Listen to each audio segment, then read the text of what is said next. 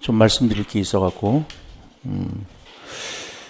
이 모의고사는 2015 개정하고 자유학기제 같이 연결해서 여러분들이 이제 글을 쓰도록 했습니다. 그래서 시험이 해마다 유형이 바뀌었어요. 그래서 올해가 5년째입니다. 그러니까 매년 유형이 바뀌었다고요. 그래서 이제 작년에 이제 웹 정리 방식으로 이제 시험 문제가 나온 거고, 올해는 어떻게 나올지 모르겠어요. 유형이 바뀔 거예요. 바뀔 거라고 생각을 해요. 그 바뀔 거라고 생각하는 그 논거를 댄다면은 두 가지로 될 수가 있는데, 하나는 이미 교육과정평가원에서 현재 사범대 출신, 사범대 예비교사들에게 시험을 봤어요. 그래서 두 가지 형태로 시험을 봤는데, 두 가지 형태가 하나는 10점짜리에서 논술형으로 두 문제가 나왔고, 하나는 10점짜리, 5점짜리 해서 서술형으로 나왔는데, 평가 결과 전자보다는 후자가 더 좋다 이거죠. 그렇다면은 그게 내년에는 이제 그렇게 시험 문제가 바뀔 가능성이 높다는 겁니다. 그래서 내년에 이제 만약에 바뀐다면 이제 논술형이 없어지고 서술형으로 갈 가능성이 높고, 서술형으로 가면은 진짜 교육학 공부하는데 이제 빡세게 공부해야 돼요. 왜냐면 서론 본론 결론 필요 없으니까, 쉽게 말해서 한국 교육사에서 동문학의 특징에 대해서 서술하시오 이렇게 쓰면은 그것도 다 써야 된다는 거지.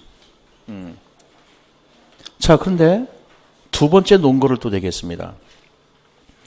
그 후자 문제의 스타일이 행정고시 문제 스타일이라는 거죠. 후자의 문제가, 그러니까는 큰 문제 하나 주고 그 밑에 5점 나오는 것이 이게 행정고시 스타일입니다. 자, 결론을 내리도록 하겠습니다.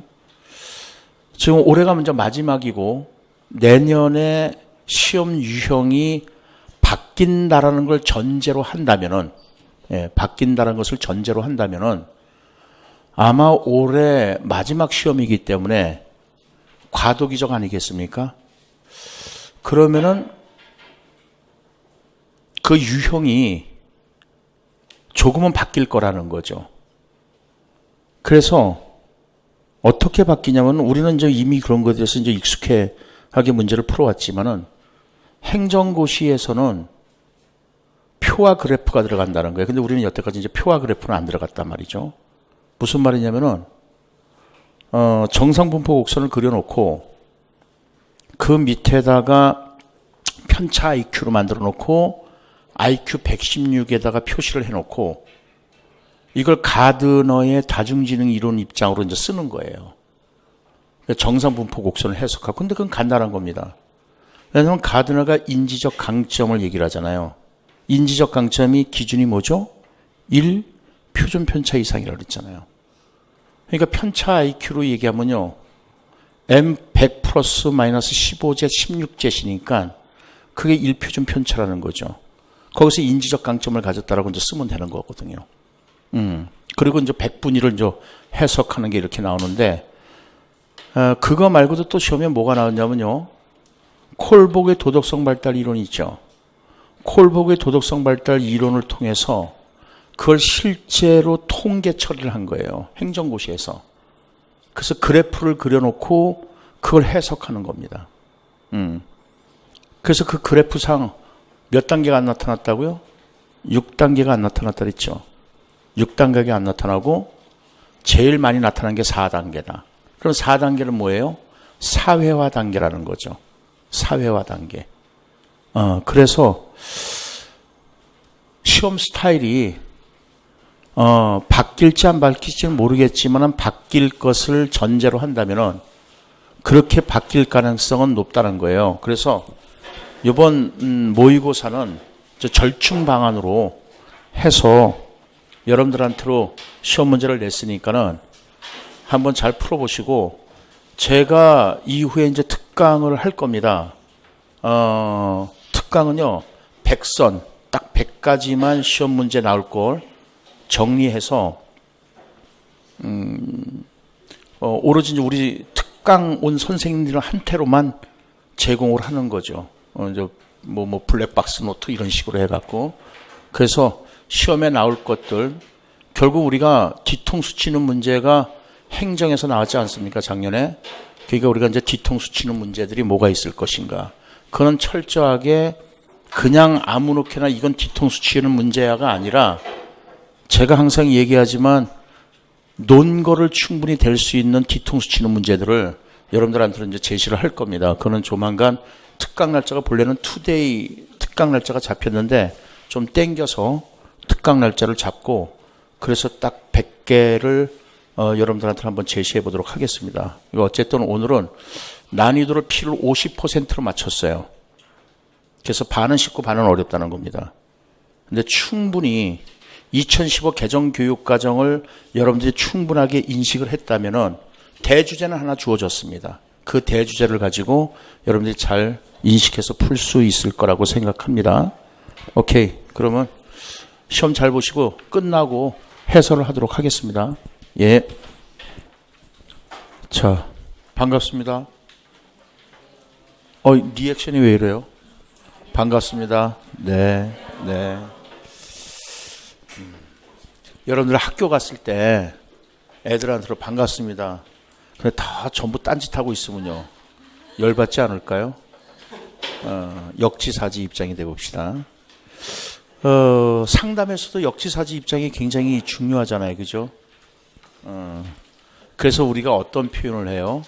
다른 사람 신발 속에 자기 발을 넣어보기. Put one's feet on others' foot. shoes 이렇게 되잖아요. 그죠?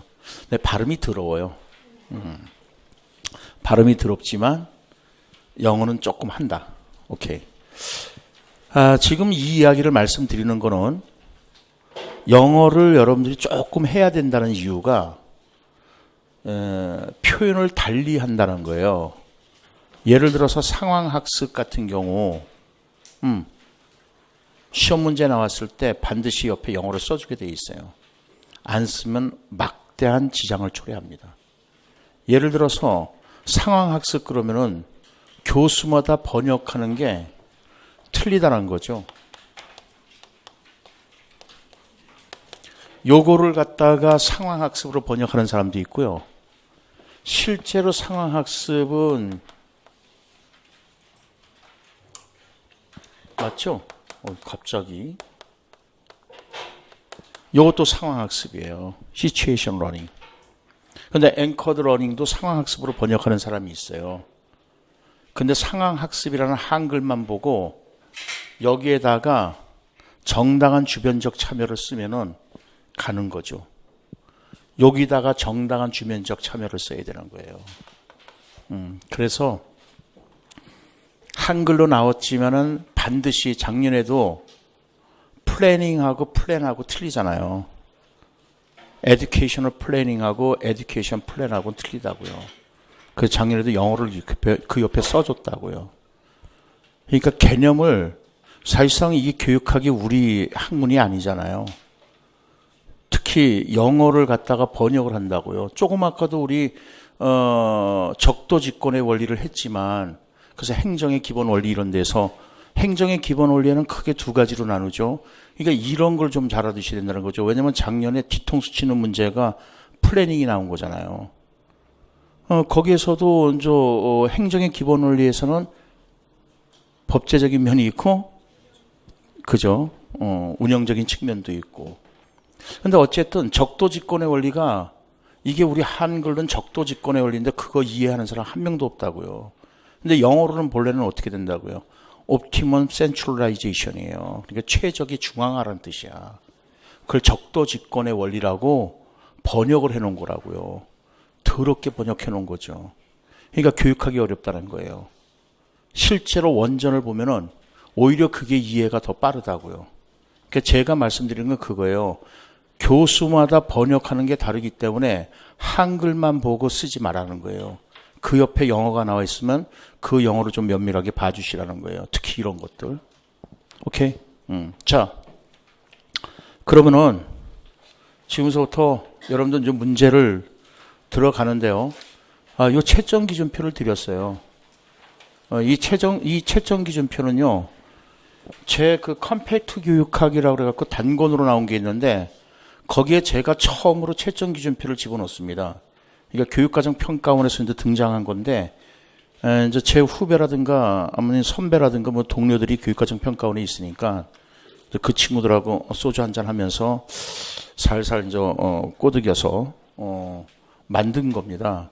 그래서 그걸 기준으로 해서 이제 우리 그 실정에 맞게끔 고쳐낸 겁니다. 그래서 여러분들 이제 자가 채점을 할 수 있도록 하는 거고, 저는 원칙은 이제 대면 첨삭입니다. 그래서 우리 선생님들은 일대일로 다 일일이 다 대면 첨삭해 주고요. 또 인강으로 수업 듣는 선생님들은 신청하면 제가 또 전화로 해서 제가 전화를 드려요. 전화를 해서 한 30분 동안 또 대면 첨삭을 하고 그런단 말이죠. 첨삭은요, 몇 번만 받으면 돼요. 여러분들이 머리가 나쁜 사람들이 아니기 때문에 몇 번만 받으면요, 초반엔 저한테는 엄청 깨진다고요. 근데 두 번부터 이제 깨지는 거 없어요. 이제 내용을 제일 잘못 썼거나 논리적인 문제가 있을 때 그런 것만 점검받죠. 첨삭하는 데는 첨삭이 그렇게 썩 중요한 건 아니라고요, 사실상은. 한 3번 정도만 심하게 깨지면요, 우리가 통찰학습이 나오잖아요. 어느 순간에, 아하 현상이 나오는 거잖아요. 그러면서 서론 쓰는 걸 슬슬 잡아간다는 거죠. 근데 서론을 누가 외워서 쓰라는 거예요? 그건 또라이죠. 본론을 제시문을 보지도 않고 서론을 쓸 수는 없는 거예요. 글을 읽어나갈 때 전제가 잘못되면 결론이 잘못되는 거예요. 그리고 서론을 읽으면 본론에 뭘 쓸 것인가를 알 수 있는 거거든요. 그러니까 여러분들 서론이 굉장히 중요하다는 것을 아셔야 돼요. 그러니까 서론을 대충 쓰면은 점수를 대충 받을 수밖에 없어요. 서론을 잘 쓰면 좋은 점수가 나오게 돼 있습니다. 두고 보십시오. 그러니까는 서론 쓰는 연습도 좀 여러분들이 열심히 하시면은 잘 될 겁니다. 오케이. 그건 뭐 간단해요. 서론 쓰는 거. 그러니까 기교나 기법을 배우지 마세요. 여러분들은 교사가 될 사람들이잖아요. 어찌 기교를 배워서 학교에 가서 애들 앞에서 뭐 어떤 얼굴로 쓰려고 합니까? 여러분들 사범대학에서는 논술이 2학점이에요. 그래서 제가 건대 교육대학원에서 강의할 때도 2학점짜리 그 논술을 강의를 했다고요. 필수적이에요. 그 여러분들이 사범대에서 2학점을 공부하는 이유가 왜 그런데요? 학교에 나가서 여러분들이 논술을 애들한테 가르쳐야 된다는 거예요. 그래서 기본적인 자질을 갖추기 위해서 하는 거란 말이죠. 그러니까 논술 쓰는데 왜 서론 쓰는데 그렇게 고민을 많이 할까요? 서론을 제일 먼저 읽기 때문에 그런 거예요. 그래서 제가 조금 아까 우리 앞에 선생님들 본론 내용 안 읽고 서론하고 결론만 봤다고요. 그러면 대충 점수가 나온다고요. 그래요. 그런 거는 이제 뭐 한 몇 번만 하면 이제 다 고칠 수 있는 것들이니까 갑시다. 2015 개정 교육과정에서 2015 개정 교육과정이 왜 중요한가는요, 제가 이제 누누이 강조하는 건데요, 여태까지 시험에 나온 것이 2015 개정 교육과정을 서포팅하기 위한 이론들이 시험 문제 나온 겁니다. 그러니까 학습 조직이 시험에 나왔잖아요. 이건 전문적 학습 공동체가 나오는 거예요. 전문적 학습 공동체에서 이제 강조하는 것이 학습 조직이에요. 오케이? 2015 개정 교육과정에서 전문적 학습 공동체를 강조하잖아요. 그러면 전문적 학습 공동체에서 강조하는 게 학습 조직이고, 근데 학습 조직은 학습 조직에서 강조하는 게 두 가지잖아요. 하나는 변혁적 지도성이고 또 하나는 비공식적 조직이란 말이죠. 그래서 비공식적 조직은 작년에 시험에 나온 거잖아요. 학습 조직이 나오고 나서. 그럼 이제 변혁적 지도성은 아직 안 나왔다는 거잖아요. 그 다음에 여러분들 수석교사제 같은 거 있잖아요. 수석교사제에 의해서 전문적 학습 공동체를 형성할 수가 있거든요. 그러니까 이제 수석교사제 같은 경우도 공부해 두셔라 요거죠. 근데 수석교사제 별로 중요하게 생각하지 않는다 말이죠. 그런데 이런 게 뒤통수 치는 문제라는 거예요. 왜냐하면 수석교사제는 객관식으로도 한 번인가 두 번 나온 거라고요. 그 다음에 여러분들 단위학교 책임경영제. 대단하게 중요하지 않습니까? 오늘날은 경영이라고 해요, 경영. 그러니까 여러분들 학교 관리와 학교 경영의 차이가 분명히 있을 거라는 거죠. 오케이? 그래서 또 얘기하지만 그 교육 기획이 나오고 교육 계획이 나오는 것처럼 학교 경영과 학교 관리를 비교하는 것도 시험 문제 나올 가능성은 높다는 거죠. 그러니까 그런 것들이 뒤통수 치는 문제라는 거예요. 근데 그거를 제가 그냥 무턱대고 이렇기 때문에 이게 아니라 그런 것들이 객관식에서 한 번씩은 아니면 두 번씩은 비추어진 문제라는 거죠. 그런 게 이제 뒤통수 치는 문제니까 그런 것들을 좀 더 여러분들이 면밀히 공부해야 될 필요가 있다는 거죠. 그래서 저는 공부가 이게 꼬리 물기 스타일의 공부입니다. 그래서 이제 우리는 내가 이제 웹 정리라고 얘기하는 건데 대주제를 중심으로 해서 그래서 이제 뭐 작년에도 시험 문제가 그렇게 나온 거잖아요. 대주제를 중심으로 해서 이 웹 정리 방식으로 이제 제가 가지고 있는 책 웹 정리 방식으로 시험 문제 나온 거라고요, 작년에. 그게 이제 영교과 마지막 모의고사 때 그렇게 이제 그 웹 정리로 내지 않았지만 2015 개정 교육과정으로 마지막 모의고사를 교육과정 재구성으로 시험 문제를 냈다고요. 그때 이제 유희태 박사님 팀 영교과 모의고사고 우리 모의고사만 마지막 모의고사였다고요, 그게요. 그 교육과정 재구성으로 시험 문제 그대로 나왔잖아요. 근데 그거는 제가 이제 논문을 통해서 이제 시험 문제를 낸 거거든요. 그렇기 때문에 2015 개정 교육과정은 아직도 시험에 안 나온 게 많다는 거예요. 그러니까는 지금 여러분 일부만 얘기했지 여태까지 시험 문제 나온 것들 전체가 자유교육도 역시 그래요. 인성 문제 때문에 하는 게 창의 인성이잖아요, 우리. 그래서 자유교육이 나온 거고 내재적 목적 이렇게 나온 거고 그게 다 2015 개정 교육과정과 이제 관련이 돼 있다는 거죠. 자, 그렇다면은 2015 개정 교육과정에서 이제 학생의 역량이라는 거죠, 역량. 그러니까 이 학생 역량 같은 경우는요, 면접 시험에 나올 수도 있어요. 옛날에 여러분들 7차 교육과정이 있을 때 재량 활동의 종류를 얘기해 보세요. 그것도 시험 문제 나왔다고 면접에서. 그렇다면 여러분들 2015 개정 교육과정을 가지고 여러분들 면접 볼 때 학생들의 핵심 역량 6가지 한번 얘기해 보세요. 이렇게 얘기할 수도 있다고요. 그러니까 이게 6가지 역량은 기본적으로 여러분들이 이제 외워두셔야 된다는 거죠. 그래야 쓸 수 있으니까. 그래서 요거는 이제 외우는 방법을 여러분들한테 이제 알려드렸어요. 그죠? 창공, 푸른 하늘이죠. 그래서 창공에 관한 자기 지식을 의심한다는 거죠. 그래서 창공, 자기 지식, 의심이다. 이렇게 이제 6가지를 외워두시면 될 겁니다. 이런 걸 갖다가 외우는 방법이 아니라 정보처리 이론으로 얘기하면 뭐라고요? 정교화 방법을 이용하는 것이다. 그죠? 그 다음에 라이겔로스로 2차적 자료 제시로 얘기하면 뭐에 해당된다고요? 암기법을 동원하는 거다. 이렇게 자꾸만 일상생활에 써먹을 수 있어야 돼요. 교육학을. 교육학 잘하는 방법은요. 계속 현장에서 써먹어야 돼. 그리고 여러분들끼리 얘기하다가요. 밥 먹다가다가 아니면 무슨 얘기하다가도 교육학 용어가 툭툭 튀어나오기 시작하면은 그때 교육학에 여러분들 흥미를 느끼기 시작하는 겁니다. 아직도 안 튀어나온다. 그러면 아직도 멀었다는 거죠. 오케이? 조만간 가까워지길 바랍니다. 자, 그래서 지금 저는 여기에 이제 여러분들 맨 밑에 배점에 보면은 뭐라고 얘기를 했냐면은 논술의 구성 요소와 학습자 역량 개발과의 연계 및 논리적 형식이 이렇게 돼 있지 않습니까? 그래서 학습자 역량 개발과 반드시 연결을 시켜라 이거예요. 그렇게 연결이 안 되면 2점 날아가는 거라고 생각하시면 됩니다. 논술의 구성 요소는 제가 1점 정도로 본 거고요. 논술의 구성 요소가 뭐가 있겠습니까? 여러분들 채점 기준표에 있지만은 논거의 적절성, 즉 논거를 대지 않으면 무조건 감점이야. 주장만 있으면 뭐해요? 그거에 대한 증거가 없는데 무조건 감점이죠. 그래서 논거의 적절성, 확실성, 참실성, 어법에 맞았냐 이런 건 이제 1점 정도로 보는 거고 나머지 이거 다 연결됐냐 그러면 이제 2점이에요. 그러니까 여러분들 연결 못 시켰다면 일단 2점 감점하고 채점하시라는 거예요. 그냥 어법은 뭐 대충 뭐 하면은 맞게 해주는 거니까 1점은. 그 다음에 이제 논술의 구성 요소에서 논리적 형식, 서론, 본론, 결론 갖췄느냐. 그러니까 무조건 자 시간 됐습니다. 그만하십시오. 그러면은 최종적으로 결론 쓰다가 중간이면 무조건 서술형 어미로 끝마쳐라 이거예요.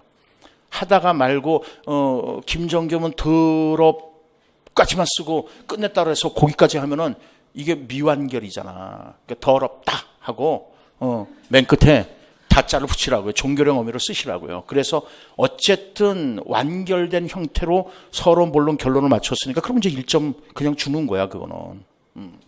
그리고 나머지 이제 학습자 역량 개발과 또 연결이 됐느냐. 표현 능력의 정확성. 이 표현 능력의 정확성은 뭐냐면요. 여러분들 그 대면 첨삭하다 보면은요 문제가 생기는 게 뭐예요? 주술 관계가 안 맞는 경우가 상당히 많아. 그 다음에 부사구를 쓰는데 무슨 영어 합니까? 이게 영어로 공부해 보면 이게 부사도 제대로 써야 된다는 거 알아요. 문두부사가 나오게 되면요 그 문장 전체를 수식하는 게 돼버린다고요 부사가. 근데 이 부사가 문두부사가 아니라 뭐 어떤 명사를 하기 위해서 쓸 때는 그 명사 앞에 위치해야 된다고요. 우리에서는 왜 도치법을 많이 사용하는지 몰라요. 그래서 어쨌든 그 부사라든가 목적어라든가 이런 것이 적절하게 논리적으로 연결이 잘 됐느냐 이런 것들, 표현 능력, 그 다음에 교육학적으로 표현을 했느냐는 거죠. 예를 들어서 정상분포 곡선은 계산이 가능한 거잖아요. 부적 분포나 정적 분포는 계산할 수가 없잖아요. 그렇게 쓰지 말라는 거죠. 정상분포 곡선은 어떻게 쓴다? 통계적 처리가 용이하다. 오케이? 이렇게 표현해 달라는 거예요. 우리는 지금 교직 논술을 하는 게 아니라 교육학 논술입니다. 따라서 여러분들 교육학적으로 써야 되는 거죠. 논거를 대는 것도 당연히 교육학으로 논거를 대야 되는 거고. 그래서 교육학을 열심히 공부해야 된다는 거죠. 그래서 여러분들 이 자리에 앉아 있는 거라고요. 근데 쓸 때는 교육학적으로 안 써. 그게 문제가 심각하다는 거예요. 오케이. 자, 그러면은 보도록 하겠습니다. 진로 자유학기제에서 진로 탐색 활동을 중심으로 한다.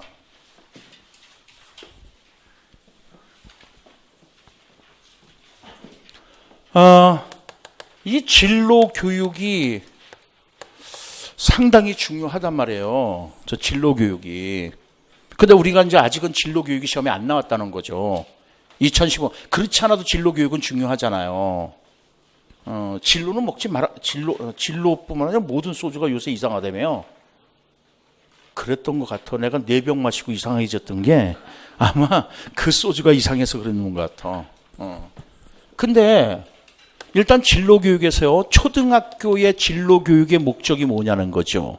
중학교의 진로교육의 목적이 뭐냐는 거죠. 고등학교의 진로교육의 목적이 뭐냐는 거죠. 초등학교는 진로 인식 단계라 했었죠. 이게 진로 소주로구나. 이렇게 생각하라는 거예요. 인식. 그 다음에 중학교는요. 그렇죠. 진로 탐색 단계라는 거죠. 그래서 자유학기제가 중학교 때서부터 그죠? 진로 탐색이라고 얘기하지 않습니까? 자유학기. 그래서 초등학교 애들은 이제 그렇게 외우라는 거야. 진로 소주 보고 이게 진로 소주구나. 진로 인식. 근데 중학교 애들은요. 진로 탐색을 해. 주변을 싹 돌아다니면서 진로를 탐색하고요. 3번째 가서는 고등학교에서는 진로 준비야. 그래서 진로 소주를 준비한다고요. 대학교에서는요. 진로 전문화 단계가 되는 거죠. 그죠? 그래서 완전히 이때는 이제 진로 소주만 먹는다고. 우리도 진로 소주만 먹지 않나요? 웃자는 소리고요. 그래서 이렇게 이제 진로 교육의 목적이 우리는 이제 여러분들 중학교하고 고등학교만 알아두면 돼요. 그러니까 여러분들 제가 이제 대전입니다. 대구도 그 교양 저기가 있잖아요. 인성. 저도 그 강의를 하거든요. 왜냐면 제가 이제 석사는 서양 철학이고 박사는 그 성리학이거든요. 그러니까 그걸 할 수 있는 사람은 저밖에 없다고요. 잘난 채. 근데 제가 그때도 그랬거든요. 루소가 시험에 나오면은 과연 1편, 2편, 3편, 4편 중에서 어디가 나오겠느냐. 당연히 3, 4편이에요. 1, 2편은 유아하고 초등이라고요. 그래서 여러분들 면접에, 중등 면접에 3, 4편이 나온 거라고요. 자, 여러분들 자아 정체성 시험 문제가 나왔잖아요. 논술에서. 에릭슨. 어떤 단계가 시험에 나오겠어요? 그렇죠. 그게 5단계라고요. 그 5단계가 시험에 나올 수밖에 없다고. 왜냐하면 4단계까지가 초등학교라고요. 그러니까 당연히 이제 모라토리움이라는 얘기가 나올 수밖에 없는 거고. 자, 그러면 우리가 꼬리 물기로 한다면은 당연히 이제 에릭슨이 나왔으니까 누가 나오겠습니까? 마샤가 나올 수밖에 없다는 거죠. 그래서 이제 그렇게 꼬리 물기를 해보라는 얘기죠. 자, 어쨌든 그래서 진로 교육에는 크게 일단 이제 발달 이론이라는 게 있잖아요. 그죠? 진로 발달 이론이라는 것이 있죠. 그 다음에요, 욕구 이론이라는 것이 있고. 그러니까 진로 교육을 한번 전체 이 그림을 그려보라는 거예요. 이제 선행 조직자를 한번 조직해보자는 거예요. 그러니까 오스웰의 선행 조직자를 조직한다. 오스웰 같은 경우는 여러분들 특히 자연과학 과목 선생님들은 오스웰을 철저하게 알아두라는 거예요. 전공시험 문제로. 수교과도 그렇고. 그쪽은 주로 오스웰을 이제 시험 문제 많이 내는 것들이니까 전공에서. 근데 우리가 선행 조직자를 공부하는 이유가 바로 이런 거란 말이에요. 스스로 구조화 시켜봐라. 근데 여러분들은 구조화를 굉장히 좋아하잖아. 근데 강의법에서 이것도 시험에 나온 거예요. 강의법에서 구조화하고 학업성 지도의 문제가 시험에 한번 나왔었어요. 그래프 고르는 거. 그랬을 때 구조화가 너무 잘 되면은 학업성 지도 높을 것 같죠? 천만에 안 그렇습니다. 구조화가 안 돼서도 학업성 지도 낮아요. 그러니까는 역류자 함수라고요, 이게. 구조화가 낮아도 학업성취도 떨어지고 구조화가 높아도 학업성취도 떨어진다. 적절한 정도의 구조화를 시켜줘야 된다. 제가 적절한 구조화를 시켜드리거든요. 근데 여러분들 완전히 구조화된 거 그거 공부 떨어지라는 얘기입니다. 그래서 구조화된 것만 가지고 공부하면 이해가 안 되는 경우가 많아요. 그러니까 어떻게 한다? 외운다.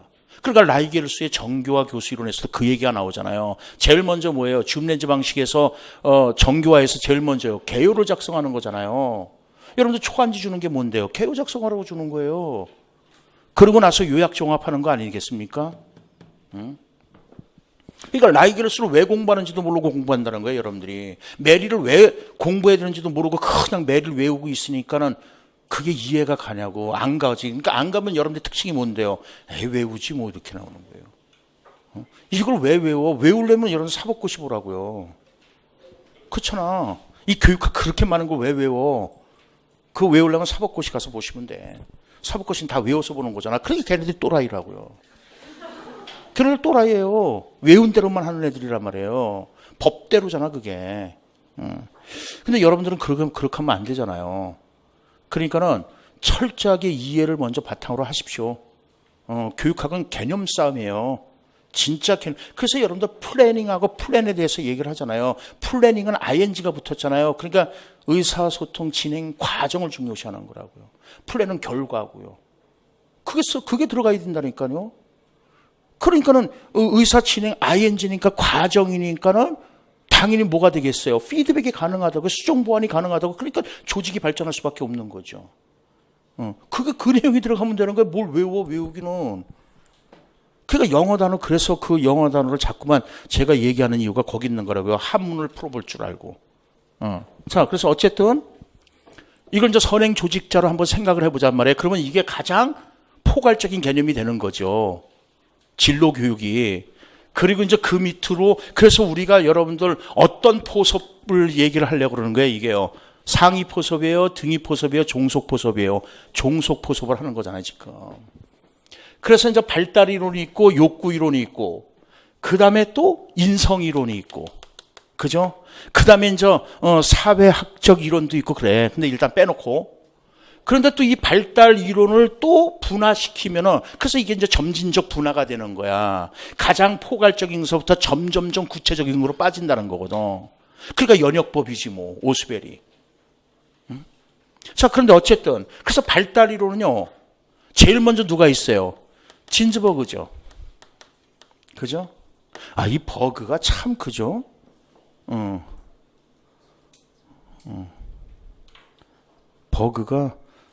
버그가 붙는 사람들이 많아, 우리, 그죠? 어쨌든 진즈버그가 있고, 그 다음에 누가 있습니까? 슈퍼가 있다. 슈퍼 아니죠. 슈퍼입니다. 스 발음 납니다. 슈 발음 나는 게 아니라. 그 슈퍼가 있습니다.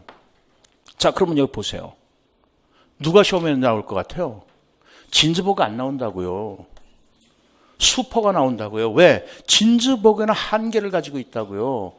그러니까 이 진로 발달을 좀 더 확장한 사람이 수퍼라고요. 그러면서 수퍼에서 핵심적인 게 뭔데? 그러니까 진즈버그 나오거든 수퍼가 여러분들 시험 문제 나온 거거든요. 객관식 시험 문제로. 그래서 수퍼에서 가장 핵심적인 게 뭔데요? 자아 개념을 직업적 자아 개념으로 전환시키는 거거든요. 그래서 이제 수퍼 이거 좀 알아둬야 되겠고요. 그 다음에 이제 로이의 욕구 이론 아니겠습니까?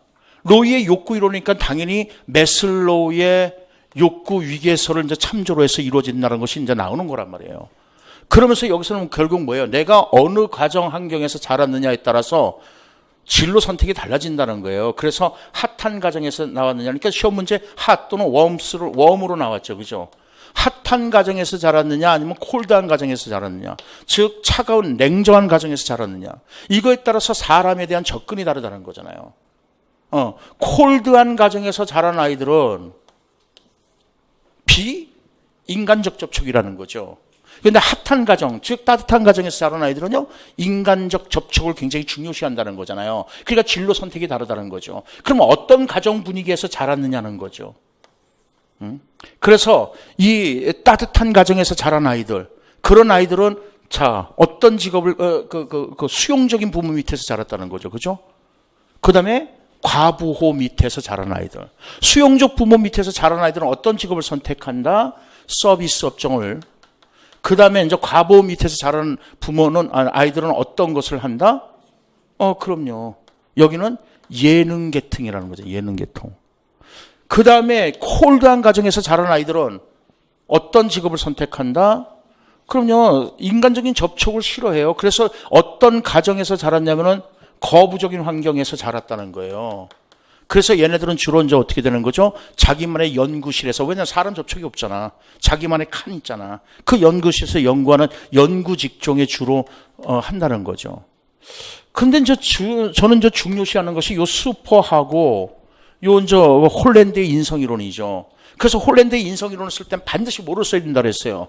직업 선택은 인성의 표출이라는 것이 반드시 들어가야 된다는 거예요. 그러니까 내가 무엇인가를 직업을 선택했다는 거죠. 그 직업을 선택했다는 것은 다시 말해서 자기 자신의 인성을 표출하는 것이다. 지금 여러분들은 교사라는 직업을 선택한 거잖아요. 그러니까 여러분들은 인성은 어떻다? 더럽다. 웃자오는 소리고요. 여러분들은 인성은 어떻다? 그럼요. 사회형을 가지고 있는 거야. 그래서 치료나 봉사, 그죠? 그 다음에 서비스, 이런 데 관심을 가지고 있다는 거예요, 여러분들이요. 그런 인성을 표출한다는 거죠. 그래서 나오는 것이 이제 육각형 모형 아니겠습니까? 그죠? 육각형. 그래서 이 육각형을 순서대로 여러분들 외워야 된다 그랬잖아요. 순서대로. 그런데 이렇게 이게 대각선이라 그랬잖아요. 그래서 순서대로 외울 때 외우기가 쉽다고요. 이게 라이즈가 자동사잖아요. 레이즈 하면 타동사잖아요. 더럽죠? 여기다 C 하나 붙이자는 거예요. 대신에 요거하고만 바꿔치기 해라. 그래서 어떻게 된다? R, I, A, S, E, C가 된다는 거죠. 그러니까 요 A는 뭐예요? 아트잖아요. 그래서 예술적 또는 심미적이라는 거죠. 이거하고요. C하고는 정반대야. 그래서 C는 뭐예요? 전통적, 컨벤셔널 또는 관습적 이렇게 된단 말이에요. 그 다음에 요 R은 뭐예요? 실제적, 리얼리스틱, 실제적 또는 현실적이라는 거죠. 이거는 또 뭐 하고요? 그럼요, 소셜. 이게 사회형이야, 여러분들이에요, 여러분들. 여기는 이제 신체를 가지고 막 운동하는 사람들이 있잖아. 운동선수라든가 뭐 기계공이라든가 이런 사람들이 여기에 해당된다고. 그러니까 여러분들은 그런 사람들하고 결혼하면 안 돼. 서로가 안 맞아. 여러분들하고 맞는 사람들은 이런 사람들이야. 이런 사람들. 자, 그렇다고 치고요. 그래서 이 I는 뭐예요? 이제 지적인 거고, 인퀴지트리, 그러니까 탐구적이잖아요. 여기는 뭐 하고요? 엔터프라이즈. 그래서 이걸 기업형 또는 설득형이라고 그래요. 그러니까 이런 사람들은 정치인들이 여기에 해당돼요. 여기 학자가 해당된다고요. 그러니까 학자는 정치인을 만나면 이용당하게 돼 있다고요. 그게 유명한 게 황우석, 학자, 정치인, 이용당했잖아요.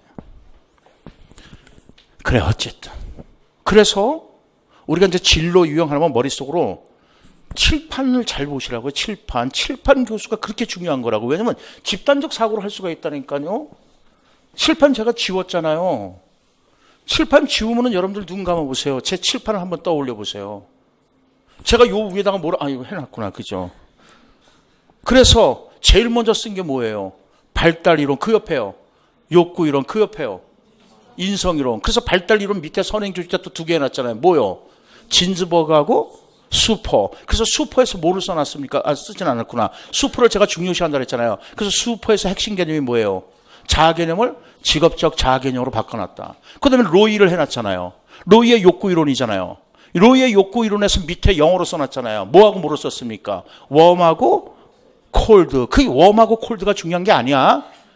또 웜, 콜드서 스펠링이 어떻게 돼? 이거 큰일 났는데 못하면 잊지 말고. 그래서 웜은 뭐예요? 따뜻한 가정. 콜드는 차가운 가정. 그래서 따뜻한 가정에 또 밑에 두 개 해놨잖아요. 뭐요? 시작. 수용적 부모하고 그러니까 수용적과 과보로 나눴잖아요. 그래서 수용적 밑에도 뭐라고 써놨어요? 서비스 업종. 그 다음에 그 밑에는요. 오케이. 근데 웜한 사람들은, 웜한 가정에서 사는 사람들은 인간에 대한 접촉이 어떻게 된다고요? 인간에 대한 접촉을 중요시하는 거죠. 따뜻하잖아. 그러니까 비인간적 접촉을 하는 사람들은 콜드하다고 그랬잖아요. 그래서 콜드 밑에는 뭐라고 써놨어요? 거부적. 그래서 뭐라고 그랬어요? 그럼요. 그러고 나서 이제 인성으로 딱 넘어오는 거잖아요. 그래서 인성 옆에다가 그림 뭐 그러는데요? 육각형. 그래서 순서대로 어떻게 된다고요? R, I, A, S, E, C 이렇게 하면 되잖아요. 칠판 수업할 때 칠판을 열심히 보셔야 된다고요. 여러분도 칠판 수업해야 돼. 2차 준비할 때 칠판이 왜 있는데? 그래서 저는 분필을 굉장히 많이 사용하는 사람인데요. 칠판 교수가 가장 짱입니다. 왜냐하면 잔상의 효과를 누릴 수가 있거든요. 제가 여기다 색분필을 안 써서 주의 집중이 안 될 수는 됐어. 근데 여러분들 주의 집중 됐어. 근데 색분필 더 쓰고 그러면은 그게 확연하게 머릿속에 그걸 외우는 게 아니야. 딱 떠올리라고요. 딱 떠올리면 그대로 나온다고요. 지금 우리 선생님들 오늘 그 공부했지만 교육 자체의 이념을 크게 두 가지로 나눈다 그랬었죠. 첫째요. 민주성의 이념과 두 번째는요. 전문성의 이념이잖아요. 그럼 민주성의 이념엔 크게 두 가지가 있잖아요. 주민 자치의 원리가 있고 지방 분권의 원리가 있고 그 다음에 전문성의 원리는 또 크게 두 가지가 있다 그랬잖아요. 자주성의 원리가 있고 전문적 관리의 원리가 있다. 그래서 교육감 제도가 전문적 관리의 원리라고 그랬잖아요. 그러니까 전문성 제고를 대주제로 해서 시험 문제 얼마든지 나올 수 있다는 거예요. 그러니까 그렇게 선행 조직도 탁탁 조직해서 착착착 할 줄 아시라는 거예요. 여러분들 스스로가. 이런 사람들이 장독립적인 사람이 되는 거죠. 위트킨으로 얘기하면은. 장의존적인 사람들은 이거 못한다고. 근데 장독립적인 사람들은 스스로 이렇게 구조한다는 거지. 비구조화된 것을 구조할 수 있는 것이다. 근데 장의존적인 사람들은 이렇게 구조화 못 시키거든. 그러니까 어떻게 돼? 교사가 구조화 시켜줘야 된다 이거죠. 그러니까 교육학 모든 것이 다 여러분들이 학교에 가서 써먹을 것들이라고요. 그러니까 여러분들이 주인공이 돼서 학교에 가서 내가 이걸 어떻게 써먹을 것인가. 교사 입장으로 서술이 됐다면, 학생 입장으로 서술이 됐다면 여러분들이 학생 때는 어땠는가를 생각하면서 그러면서 공부하면 된다고요. 그러면서 이해하면 된다고요. 오케이. 자, 그 다음에요. 그 니은번의 미치를 뭐라고 그러냐면요. 학생들 자신을 성찰하고 타인과 소통한다는 거예요, 지금. 그럼 이제 타인과의 소통 문제인데, 요 시험 문제를요, 조혜리 창으로 냈습니다. 조혜리 창으로 내다가요, 해마다 평가는 들어가잖아요. 올해도 평가 들어갈지 안 들어갈지는 모르겠어요. 근데 여러분들 우리가 과정 중심의 평가잖아요. 2015 개정교육과정에서요. 과정 중심의 평가로서 가장 두드러지게 나타나는 게 형성평가거든요. 그래서 형성평가가 2번이나 나왔단 말이에요. 그럼 아직 시험 문제 안 나온 건 뭐냐? 수행평가죠. 뭐 또 성취과제 중심의 평가, 무슨 능력 중심의 평가 이런 거 등등이 있지만은 그래도 가장 1순위가 수행평가라는 거죠. 수행평가 과정 중심의 평가잖아요. 근데 어쨌든 그래서 평가가 나올지 안 나올지는 모르겠지만은 그래도 또 평가를 또 한번 집어넣자. 왜냐면 2015 개정교육과정과 같이 이제 맞물려서 그랬을 때 조혜리 창도 중요하고 그 다음에 최고 관리자가 의사결정을 하는 데 있어서 평가를 해줘야 된다는 거예요. 그래서 이제 평가란 의사결정 과정 그렇게 얘기를 해놨잖아요. 그러니까 CIPP 모형을 써야 된다는 거죠. 스터블빔의 CIPP 모형이라는 거죠. 저 CIPP 영어만 알면 되는 거거든요, 사실상은요.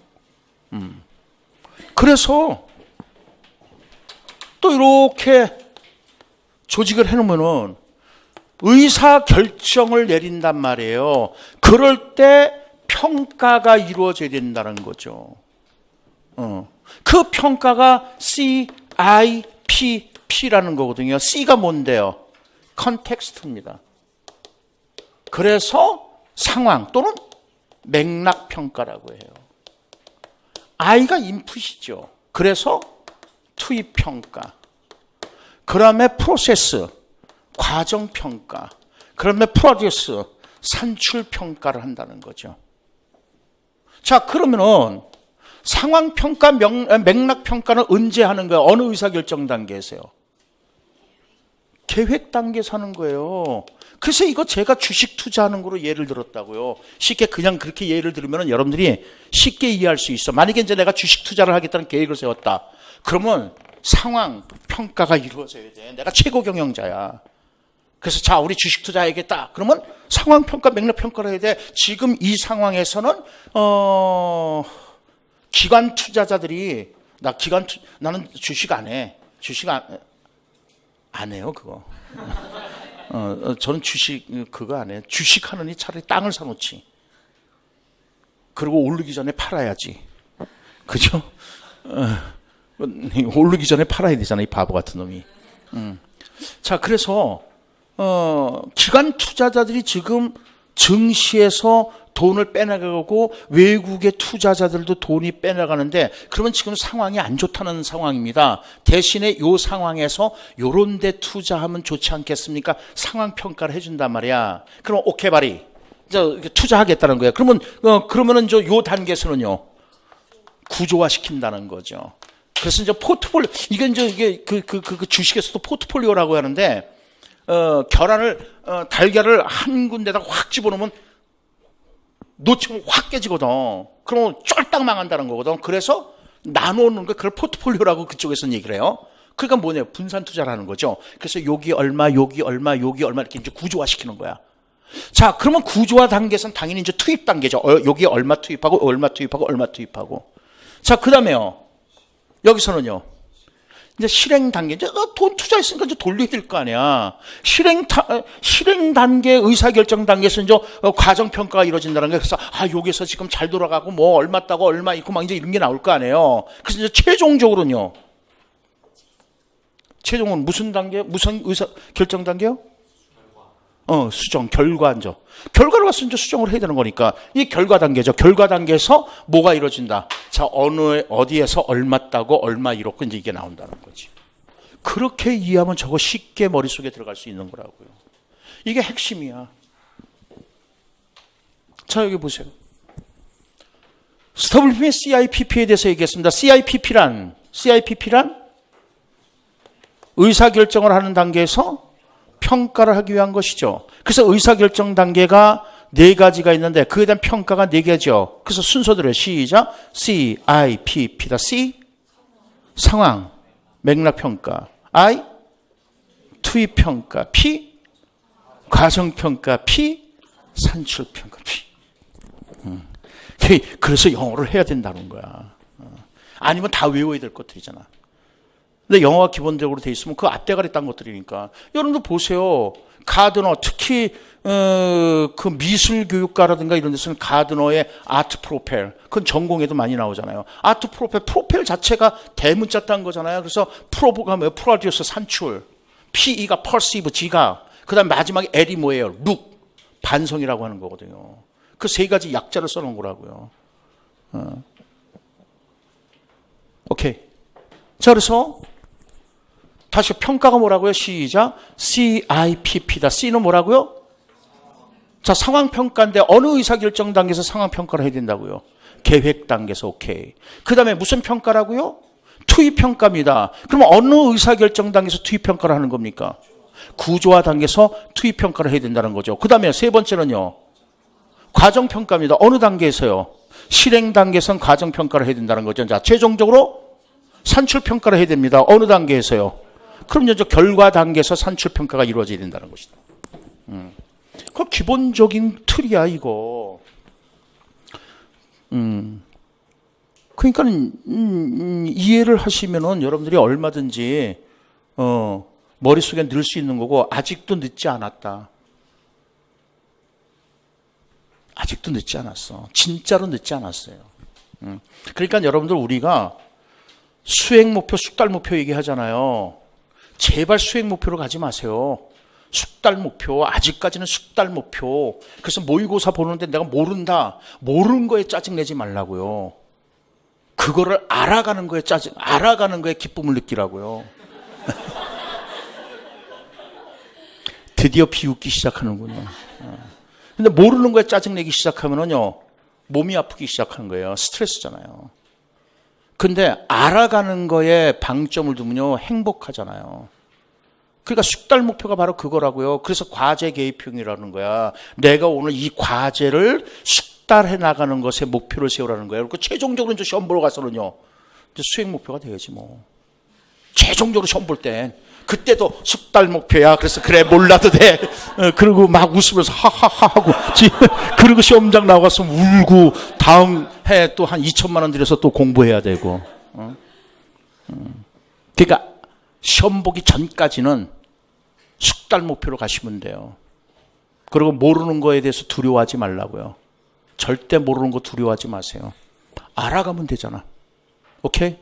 그러니까 장자의 재물론이라는 게 있어요. 오리다리하고 하기다리는 달라요.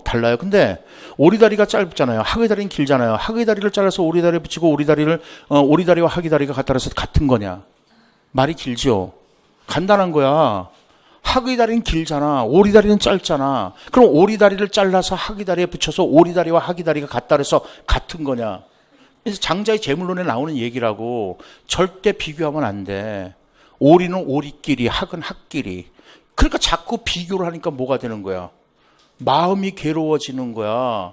그래서 좌망, 잊어버려라 이거야. 괴롭히는 걸 잊어버려라. 심재, 마음을 깨끗이 비워라 이런 얘기가 나와요. 그러니까 여러분들 누구하고 비교하지 마세요. 비교하는 순간에 누군가 저거 아는데 나는 몰라. 그러면 그때서부터 괴로워지기 시작하는 거야. 저 사람 아는 걸 내가 모를 수 있지만 내가 아는 걸 또 저 사람이 모를 수도 있는 거거든. 그러니까는 다른 사람은 알고 자기는 모르는 거에 대해서 괴로워하지 마세요. 몰라. 야 진짜 그런 것도 있어? 나도 알아야지. 이러면 되는데 여러분들은 피아제로 얘기하면은 결국 균형 깨지는 걸 싫어한다고. 인지적 불균형이 벌어져야 되는데 균형 깨지는 게 싫어. 그러니까 인지 발달이 안 이루어지는 거거든. 괜히 불안해하고. 인지적 불균형을 겪어야지. 그래서 그래? 나가 모르는 건데 그럼 알려줘. 그리고 공부해도 안 되면 포기하는 거지 뭐. 그렇잖아. 그러니까 모르는 걸 알고 가는데 초점을 두세요. 그리고 피아제식으로 인지적 불균형 겪는 거에 대해서 괴로워하지 말라고요. 그걸 오히려 즐기시라고요. 그래야지 인지구조가 발달해 나가는 거잖아. 자꾸만. 오케이? 자, 그래서 요거고. 그 다음에 조혜리 창도 한번 보겠습니다. 조혜리 창은 이제 자기 노출 정도를 보는 겁니다. 내가 상대방에게 얼마나 많이 노출이 됐느냐, 안 됐느냐. 이제 이런 걸 가지고 따지는 건데, 거기는 이제 그 뒤에 그거 해놨어요. 이렇게 보시면 돼요. 여기를 이제 자기로 보고, 여기를 타인으로 보자 이거예요. 왜냐면 의사소통이잖아. 의사소통이라는 게 당연히 자기와 타인과 의사소통이 이루어질 거 아니에요. 오케이? 그러니까 여러분들 이런 차원에서는 에릭 번의 TA도 중요하다는 거죠. Transactional Analysis, 즉 심리교류 분석이라는 거죠.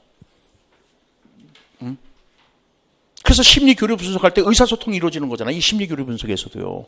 그러니까 여러분들 이 세 가지 차원, 다시 말해서 스터블핌의 CIPP, 그 다음에 조혜리 창, 그 다음에 에릭 번의 그 심리교류 분석. 이건 의사소통에서 굉장히 중요하단 말이에요. 이 사람은 그런 얘기를 하는 거거든요. 내 안에 내가 너무 많은 거죠. 그죠? 내 안에 내가 너무 많아. 내 안에 저 자아가 하나만 있으면 되는데 P라는 자아도 있고 A라는 자아도 있고 C라는 자아도 있는데 또 그 P라는 자아도 또 CP와 MP로 나누고 또 그 C라는 자아도 또 FC하고 AC로 나누니까 얼마나 자아가 많습니까? 그러니까 내가 한마디 딱 던졌을 때 저쪽에서도 비입이 꽈서 나한테로 넘어올 수가 있거든. 나는 단순하게 사랑에 던졌는데 저게 미쳤나? 그러면서 그 심리적으로 딱 메시지 보내는 게 다르단 말이야. 그러니까 이제 어떻게 되는데 싸우기 시작한다고. 이걸 게임이라고 그러잖아요. 그래서 네가 뭔데? 하고 막 그래서 네가 뭔데 나를 사랑해? 그러고 막 이렇게 소리를 지를 수 있단 말이에요. 이게 이제 1등급 게임이라는 거지. 거기서 조금 더 과격해지면 어떻게 된다? 딱이 들어간다. 그걸 2등 게임이라고 그러잖아요. 세 번째 3등급 게임이 가장 심각하잖아요. 어떻게 된다? 그럼요. 이혼, 찢어짐, 살해 이런 게 나온다는 거예요. 그러니까 애시당초 게임을 잘해야 된다는 거예요. 그랬을 때 이제 그래서 우리가 의사소통을 할 때 사람들하고 의사소통할 때 어떻게 해야 된다? 그 감정이 좋은 감정으로 축적이 돼야 된다는 거야. 그걸 스트로크라고 하는 것이다. 어루만짐. 그래서 좋은 감정이 축적이 된다는 거야. 그래서 황금색 우표 수집. 그래서 우표 수집이라는 말을 하는 거야. 우표 수집, 수집해 놓는 거잖아. 이렇게 쌓는 거잖아. 그래서 스트로크가 긍정적 스트로크가 있고 부정적 스트로크가 있는데 가장 좋은 게 뭐야? I'm okay, you are okay라고. 나도 오케이고 상대방이 있잖아. 너도 오케이고. 제일 들어온 게 I'm not okay, you are not okay라고.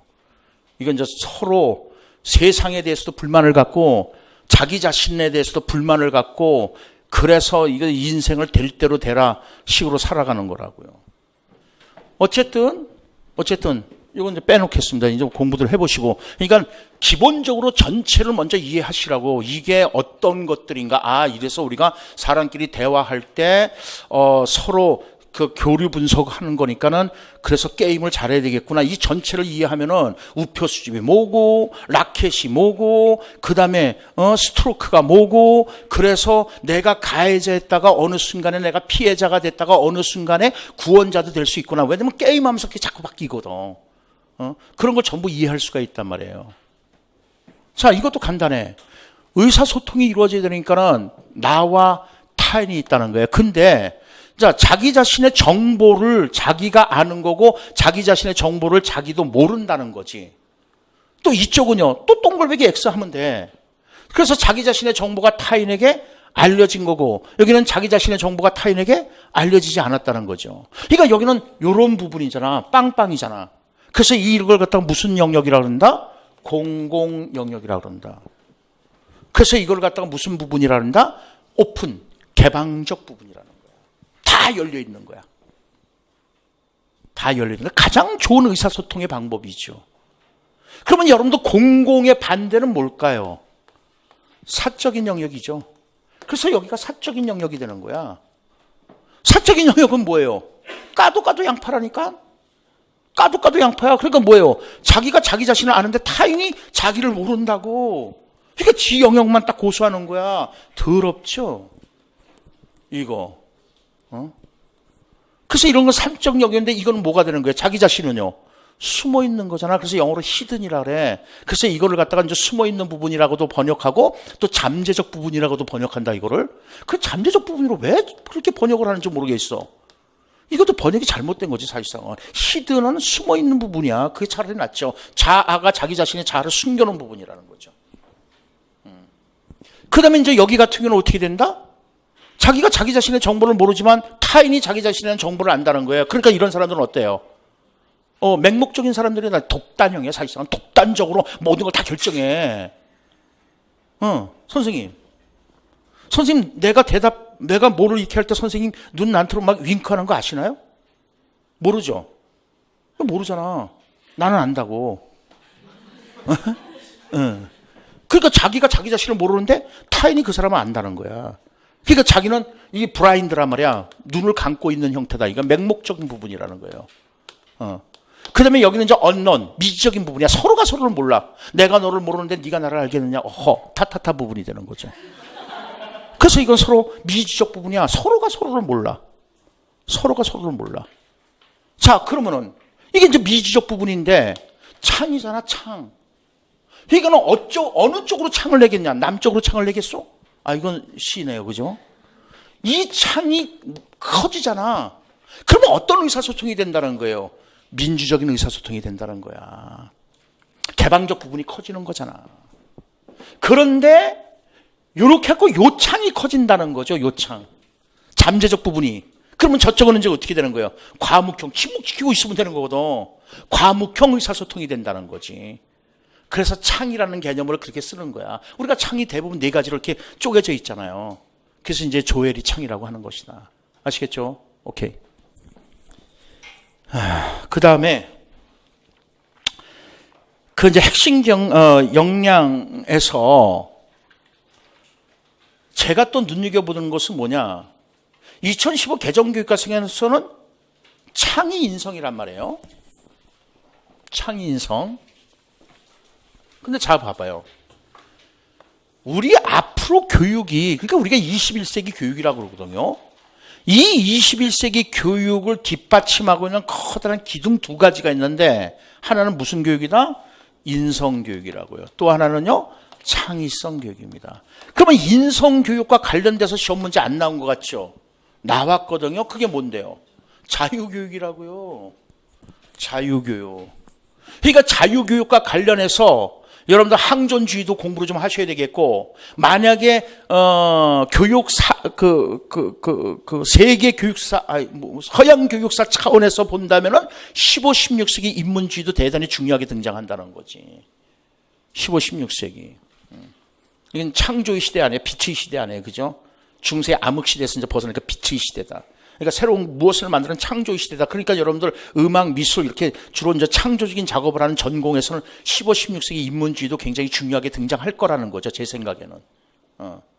당연히 창조니까 그러니까 포스트 모더니즘도 중요할 수밖에 없는 거고 그다음에 재건주의도 중요할 수밖에 없다는 거지. 재건주의에서 강조하는 게 뭔데? 창조성이거든. 그러니까 여러분들 미술 교과에서 작년, 재작년에 재건주의가 시험에 나왔잖아요. 논술 10점짜리로. 자, 어쨌든 그러면 이거 창의성은 아직 시험에 안 나왔다는 거죠. 그러면 우리가 이제 여러분들 뭐가 있냐면 스팀 교육이라는 거 있잖아요. 스팀 교육. 이게 스템 교육에서 스팀 교육으로 우리나라는 스팀 교육이야. 하여튼 우리나라는 머리도 좋아. 미국은 스템 교육이야. 근데 우리는 그거 따와갖고 여기다 A자 하나 더 집어넣었어. 그러면 자, S가 뭐예요? 사이언스거든요. 과학. 그 다음에 T가 테크놀로지 기술이거든요. 과학기술. 여러분들 과학기술을 강조하는 교육과정이 뭡니까? 학문중심 교육과정이잖아. 학문중심 교육과정은 그래서 시험에 나왔잖아요. 왜? 학문중심 교육과정에서 강조되는 사람이 누구예요? 브루노라고요. 그럼 브루노가 강조하는 것은 뭐예요? 지식의 구조라고요. 지식의 구조는 뭘 말하는 거예요? 원리나 개념이라고요. 그러면 지식의 구조를 공부하는 이유가 있단 말이에요.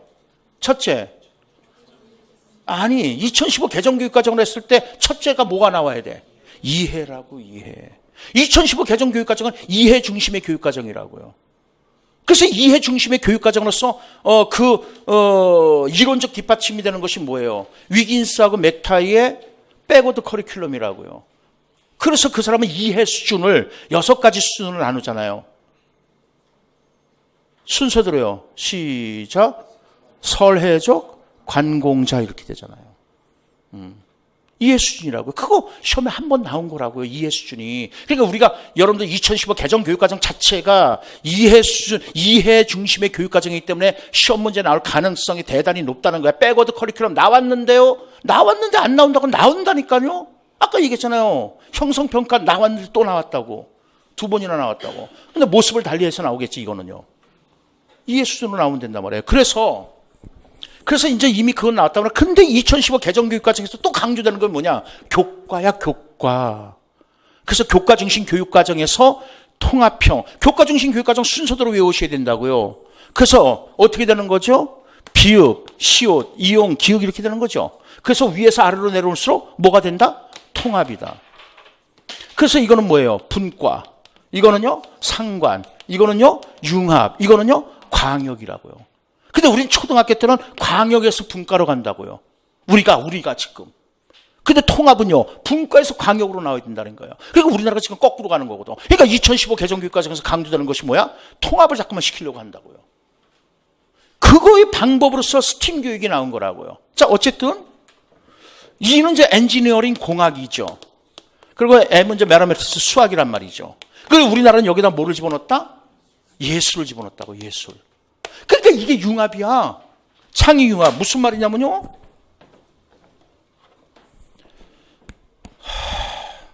제가 핸드폰을 잊어버렸다. 온갖 신경이 여기로 갔다. 자, 게시탈트로 뭐? 전경. 근데 제 여자친구 수혜가 다쳤다. 그래서 수혜한테 나 이거 잊어버렸어. 이런 얘기조차도 할 수가 없었다. 이건 뭐가 된다? 미해결 과제가 된다. 제가 잊어버렸었거든요. 찾았어요. 샀는데 찾았어요. 근데 뭐, 자, 그러면 이거 봐봐요. 이거 좋은 거예요. 눈독 들지 말아요. 좋은 거예요. 자, 삼성이 애플한테로 2천억 원인가 물어줘야 돼요. 뭐 때문에 물어준다? 디자인. 그러니까 애플의 디자인을 모방했다는 거죠. 그러니까 이 안에는요, 수학도 들어가 있고, 기술도 들어가 있고, 다 들어가 있어. 아트도 들어가 있잖아. 그게 융합이라고, 융합. 그러니까 창의적인 인간을 당연히 중요시할 수밖에 없다는 거예요. 그래서 나오는 것이 이제 창의력 기법이 중요하다는 거야. 근데 이 창의력은요, 길러지는 거야. 훈련시켜야 되는 거야. 그래서 기법이 나오는 거거든. 그러니까 여러분들이 다양한 기법을 공부하고 시험에 나오는 이유가 그걸 공부해야 학교에 가서 아이들을 창의력을 길러줄 수 있잖아요. 그래서 공부하는 거잖아요. 영교육 과정을 왜 공부한다고요? 그럼요, 여러분들의 교육 과정에 대한 리싱크를 할 수 있게끔 만들어주는 거라 그랬잖아요. 왜냐면 굉장히 중요한 교육 과목인데 빠져있어. 이거 안 되네. 집어넣어야 되네. 이거잖아요. 그래서 영교육 과정을 공부하는 거라고요. 그러니까는 자꾸만 말씀드린 게 왜 이걸 공부해야 되는가를 아시라고요. 자, 그러면은 창의력 기법을 이제 여러분들이 공부해야 되는데 창의력 기법 중에서 이제 시험에 이제 나온 것으로 한번 얘기를 해봅시다. 제일 많이 나온 게 브레인스토밍입니다. 이 브레인스토밍 기법이 2000년대 전에 굉장히 많이 나왔어요. 왜냐면 사지선다거든. 사지선다니까는 세 개는 맞고 틀린 거 하나만 집어넣으면 되는 거거든. 근데 중요한 것은요, 여러분들 전공 시험 문제에서 브레인스토밍이 시험에 제일 많이 나온다는 거지. 왜? 여러분들 서술형으로서 한 2개만 쓰면 2점 받는 거잖아. 아니면 브레인스토밍 쓰는 것만 해도 2점 받잖아. 그러니까 여러분들 GPD도 단독으로 시험에 나올 가능성이 높은 거죠. 스캐폴딩도, 스캐폴딩은 벌써 수교과에서 2점짜리로 나왔잖아. 그냥 스캐폴딩이라는 단어 하나 쓰는 것만 2점이잖아. 그러니까 서술형에서 이제 그렇게 시험 문제 나올 가능성이 높으니까 전공에서 이거 4가지 원칙이 시험 문제 나올 가능성은 높다는 거죠. 브레인이 뭐예요? 뇌잖아, 뇌. 스토밍이요. 폭풍이라고요. 이건 머리에 진하게 만드는 거야. 뇌 폭풍이잖아. 왜 진하게 나오는 거야. 그러니까 많은 생각을 해봐야 된다고요. 근데 똑바로 못 앉아? 이러면 안 된다고요. 그래서 자세가 그게 뭐예요? 똑바로 앉아요. 이런 억압적인 분위기 아니라 자유로운 분위기에서. 오케이? 그리고 이거 그것도 아이디어라고 입 다물어. 비판하면 안 돼. 비판 금지. 오케이? 그리고 될 수 있어. 사소한 아이디어라도 비판하지 말아야 되는 거니까 많은 아이디어를 산출하는 게 그 양산의 법칙이라는 거지. 비 올 때 이렇게 쓰는 그 양산이 아니라 많은 양의 아이디어를 산출해라 해서 양산이야, 줄여서. 양산의 법칙이고요. 그리고 마지막으로는요. 그럼요. 저 많은 아이디어를 산출했으면요. 그걸로 끝나는 게 아니잖아. 그 아이디어들을 결합해보고 개선해봐야 되는 거잖아요. 그래서 결합과 개선의 원칙이란 말이에요. 자, 브레인스토밍 기법 4가지요. 첫째요, 자유로운 분위기. 2번째요, 비판 금지. 3번째요, 양산의 법칙. 4번째요, 결합과 개선의 원칙이잖아요. 그 다음에 또 여러분들이 알게 PMI 기법도 시험에 나왔잖아요. P가 뭐예요? 플러스입니다. 그래서 긍정적인 측면 또는 장점. M은 마이너스. 그래서 부정적인 측면 또는 단점. 그 다음에 I는요, interesting. 그래서 흥미로운 측면. 근데 여러분들 제가 이제 이거 얘기할 때 화장품 선전은 누가 한다? 한가인. 그죠? 한가인은 제 여자친구라고 안 합니다. 왜냐면 유부녀이기 때문에. 근데 이름 참 잘 졌지 않습니까? 크다란 뜻이잖아요. 가인, 이쁜 사람이란 뜻이잖아요. 그러니까 크게 이쁜 여자라는 거죠. 이름 잘 적고 진짜 잘 진 것 같아. 그죠? 한가인. 한강은 큰 강이란 뜻이잖아. 자, 어쨌든 봐봐요. 그러면은 화장품 선전은 한가인 같은 사람이 해야 되는데 네거티브 기법이라고 있거든. 광고에서 다시 말해서 마이너스 기법이 있다고. 뭐요? 화장품 누가 선전했다? 박경림. 옛날에 박경림이가 화장품 선전했잖아요. 대박이지 뭐. 그 대박 터졌어요. 왜? 박경림도 그만치 이뻐진다는데 뭐. 매직이죠. 화장은 매직이다. 그죠? 그 다음에 여러분들, 그 서태지 있잖아요. 서태지가 한 3, 4년 전 그 광고인가요? 옆에서 여학생이 노래를 듣고 있다고요. 서태지가 그 옆에 앉아서요. 야, 너 그 누구 노래인지 알아? 그러니까, 아, 그것도 몰라. 서태지 노래죠? 서태지 보라면서, 그러고 가잖아. 자기가 서태지인데 서태지를 몰라보주는 거잖아. 서태지 굴욕이죠. 이것도 네거티브라고요. 그러니까 여러분들 흥미를 유발시킬 수 있는 것들이란 말이에요. 이런 것들이요. 그래서 PMI 기법이 있는 것이고, 그 다음에 이제 시험 문제 또 나온 것이 뭡니까? 지금 여러분들 시험 문제 낸 것이요. 6가지 사고 모자라는 거죠. 근데 이 6가지 사고 모자가 나온 것은요, 우리 인간은요, 한 번에 2가지 생각을 못 한다는 거야. 그러니까 정보 처리는 중요한 거거든. 정보 처리로서 제일 먼저 뭐예요? 감각 기억이잖아요. 그러니까 여러분들 학교 가서 애들한테 막 설명하면서 막 쓰면서 설명하면요, 애들이요, 이해를 못 한다고요. 왜요? 쓰는 데 집중하기 때문에. 왜? 감각 기억이 필기하는 데 집중하지 청각 기억을 날려보낸다고요. 그러니까 어떻게 해야 되는 거예요? 다 쓰고 나서 설명하는 거라고요. 그 감각 기억의 교육적 의의라고요. 단기 교육의 교육적 의의는 어디에 있죠?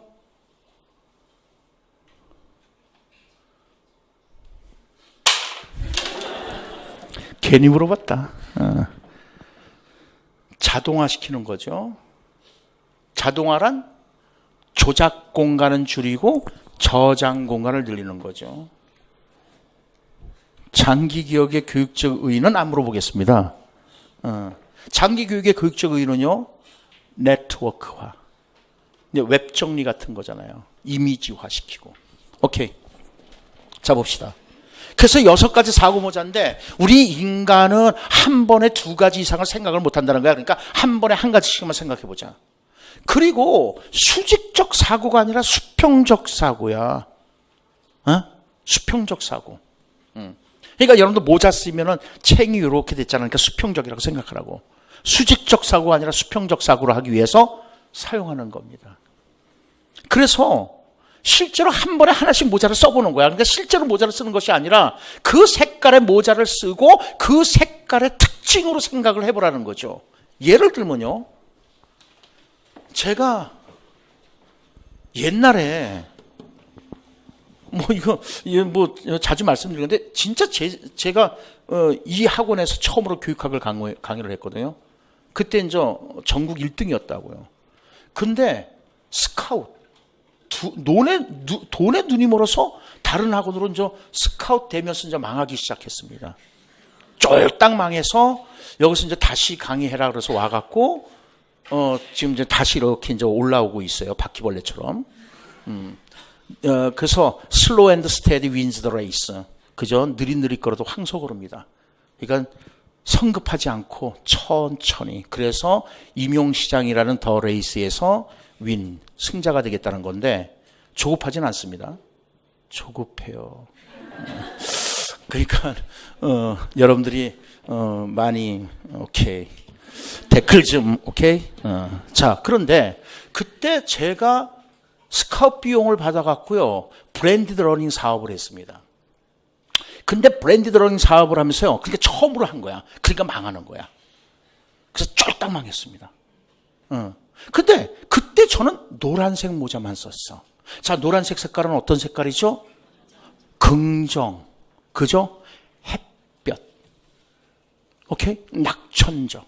그러니까 나는 이 사업에서 이긴다는 거죠. 왜? 처음으로 하는 거고, 브랜디드 러닝은 이거는 교사들한테도 필요하다라고 생각을 했던 겁니다.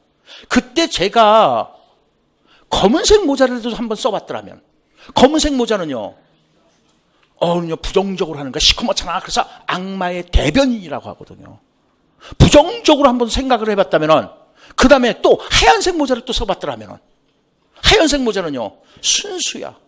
순수. 아주 객관적으로. 객관적으로 있는 자료들 분석하고, 그것만 했더라도, 그 다음에 파란색 모자만 썼더라도, 파란색 모자는요, 냉정, 통제, 초인지거든요. 그 초인지 사고로 좀 해봤더라면 망하진 않았을 거라는 거죠. 저는 노란색과 빨간색만 썼습니다. 빨간색은요, 열정과 직관입니다. 그러니까 될 거라는 거죠. 그래서 직관적으로 생각한 거야. 그리고 돈 쏟아보면 되겠지 하는 열정만 가지고 있었다는 거지. 그래서 망했다는 거죠. 그래서 최종적으로 순서는 없어. 초록색 모자를 썼습니다. 초록색 모자는요, 우리가 씨앗을 딱 뿌리잖아요. 그럼 씨앗 뿌리고 딱 올라오는 게 색깔이 뭐죠? 초록이라고. 그러니까 이거는 이제 풍요로움을 얘기하는 것인데, 창조성을 얘기할 때 푸른색 모자를 쓴다 그래요. 그래서 개그맨 같은 사람들이 이제 아이디어를 많이 쓰잖아요. 아이디어를 많이 쓰다 보면 이제 아이디어에 고갈이 나잖아요. 그런데도 계속 아이디어를 쓰려고 하면 어떻게 돼요? 역효과가 나거든요. 그럴 때 그 사람들이 딱 되는 게 뭐예요? 잠시 휴식기를 갖겠다고 한다고요. 그게 이제 크리에이티브 퍼스, 그래서 창조적 휴식기, 휴지기를 갖는다는 얘기를 해요. 그때는 이제 그 사람은 초록색 모자를 썼다는 거죠. 이해가시죠? 오케이. 그리고 이제 아직 시험 문제 안 나온 게 하나 있는데요. 스캠퍼 기법이라는 거죠.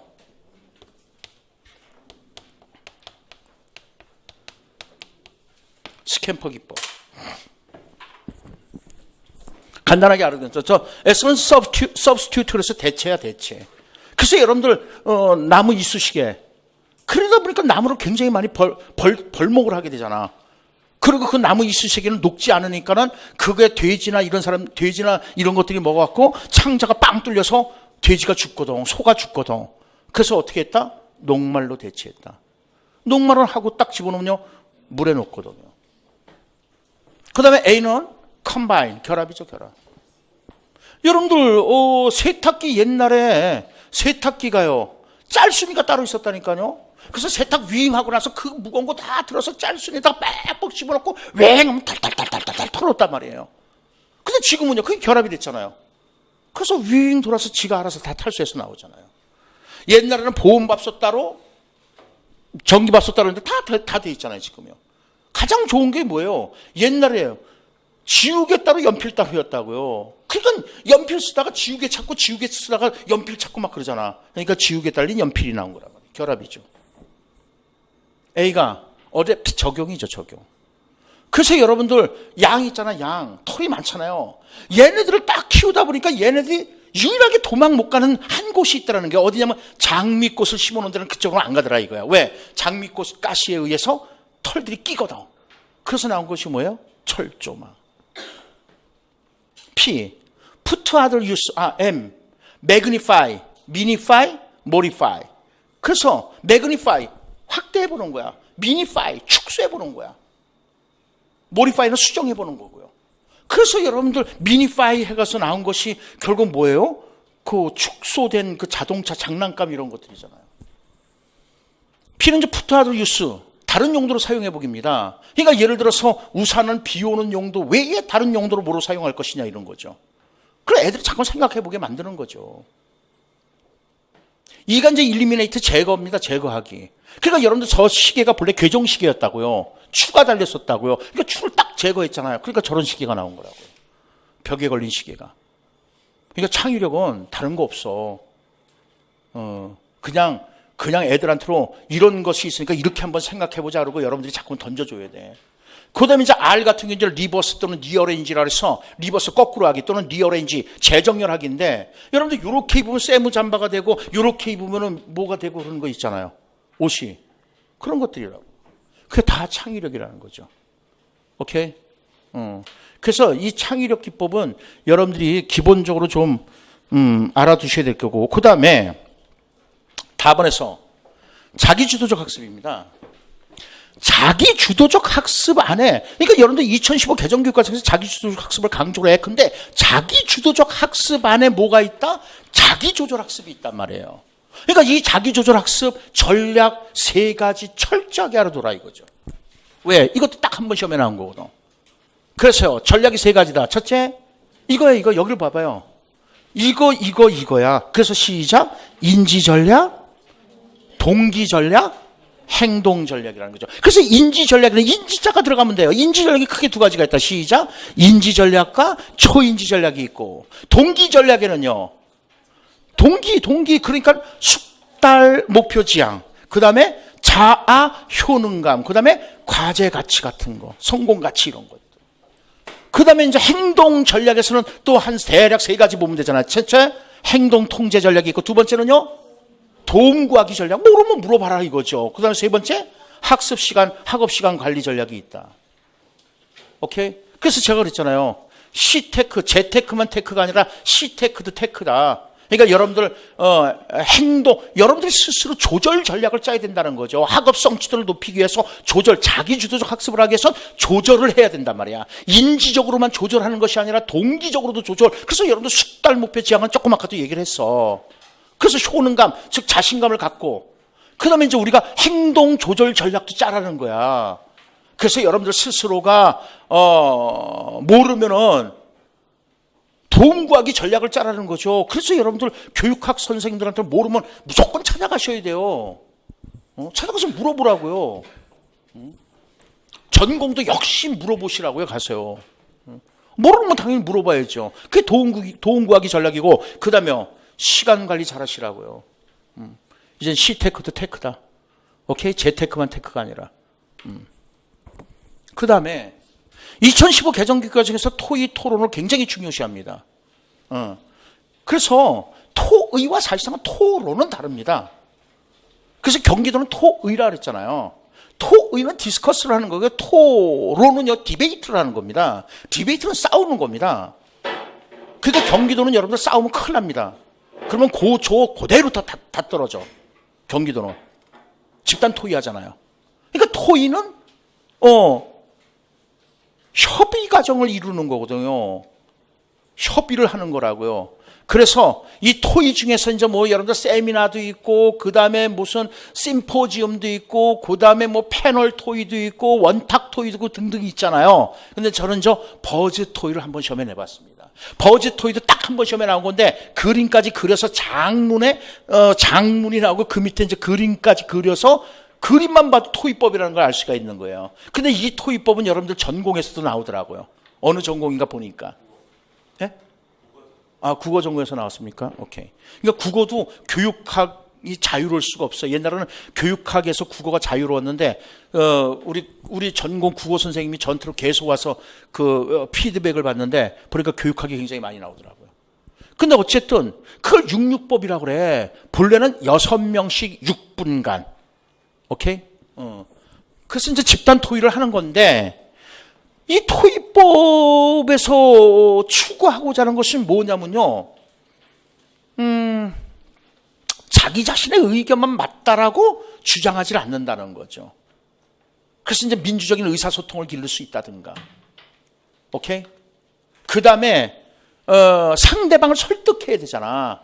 그래서 상대방을 설득할 수 있는 그런 의사소통 기술을 뭐 함양한다든가, 즉 제고시킨다든가, 즉 높인다든가, 그죠? 그 다음에 또 하나는 뭐요? 마지막 하나는 뭐로 넣었죠? 자아 관여를 높일 수가 있는 것이다. 자아 관여라는 것은 발표할 사람 발표 안 한다고. 그래서 고개 숙이는 놈도 시킬 거야 그러면 전부 고개 든다고요. 그럼 어떤 놈 시킬까 그러면 또 전부 고개 숙인다고요. 카드 섹션 한다고요. 하였다 까맸다, 하였다 까맸다. 그러니까 이럴 땐 뭐라냐? 자, 그래, 니네들끼리 6명씩 모여봐. 그래서 막 지네들끼리, 그러니까 얼마나 시끄럽습니까? 선생님이 일제식 수업할 때 다 조용하다고 입 다물고 있다고요. 근데 지네들끼리 하니까 얼마나 시끄러워. 그래서 웽웽웽웽 한다는 거죠. 여기서 웽웽웽, 여기서 웽웽. 그래서 벌들이 웽웽웽 한다는 의미에서 버즈라는 거죠. 그 버즈라는 단어 뜻이 그거라는 거죠. 그러니까 이제 평상시에는 자기 의견을 개진하지 못하던 친구가 자기 친구들끼리 얘기를 하니까 자기 의견이 관철이 될 수가 있잖아. 그러니까 자기가 결국은 이 학급 토의를 하는 데 있어서 자기 의견이 들어간 거잖아. 그러니까 자기가 관여를 했다는 거죠. 그래서 자아 관여를 높인다 이런 얘기입니다. 그래요. 1시간 동안 한 시간 대략 반 동안 수고들 했습니다. 수고들 하셨고요. 해설지도 있고 그러니까 한번 읽어보시고 채점 기준표에 의해서 후하게 점수 주시지 말고 대부분 여러분들은 후해 그래갖고 시험 보고 나와서도 이번에 잘 본 것 같아 막 그러면서 그래서 이제 여러분들 임의적으로 막 채점을 매기기 시작한다.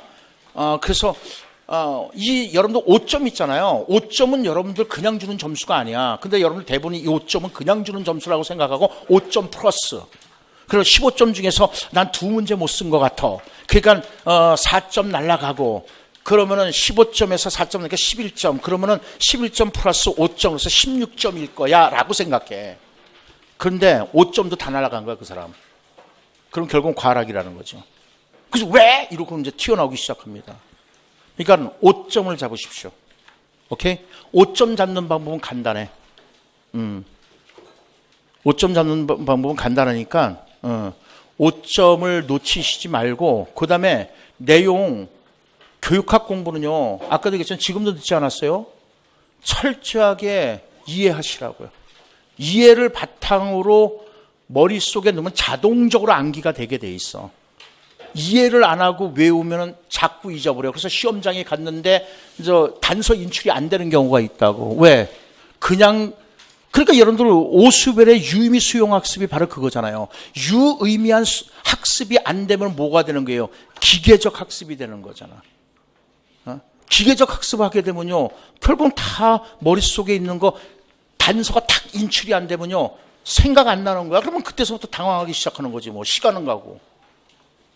그러니까 외우는 거 아니에요. 제발. 여러분도 학교 가서 애들이 외울게요. 외우면 되잖아요. 그럼 외워 이럴 거예요? 여러분들이 그렇게 안 할 사람들이면서 여러분들은 외우면 돼 이렇게 해요. 이거 외우는 학문 아니에요. 정작 외워야 된다면 많은 제가 그런 문제 마지막으로 보건 선생님이요. 지역사회 보건학이 있더라고요. 그 이해가 안 된다는 거예요. 그래서 제가 한 10분 정도 막 설명을 해줬어요. 그러니까 20페이지 되는 거 그대로 그냥 다 외우잖아요. 그러니까 이해를 하라고요. 근데 무조건 누가 외우려고 하냐고요. 그러니까는 이제 그 선생님이 그거 가지고 과외를 하자 뭐 이런 얘기까지 나오고 막 그랬었다고요. 제가 보기에는 학문이니까 체계성을 분명히 가지고 있다는 거야. 모든 것이 다 그래요. 그러니까는 그 체계를 가지고 공부를 하시라는 거야. 그러니까 여러분들 라이겔루스에서 강조되는 게 뭐예요? 체계성이잖아요. 그 체계성 때문에 나오는 것이 뭐예요? 조직 전략, 전달 전략, 관리 전략 이런 것들이 나오는 거잖아요. 그러니까는 거시적이잖아. 체계를 가지고 있다면 어느 하나 빼면은 줄줄이 다 같이 가야 된다고. 단일 요소로 가면 그것만 빠면 빼지잖아. 그게 이제 미시적인 거고. 오케이?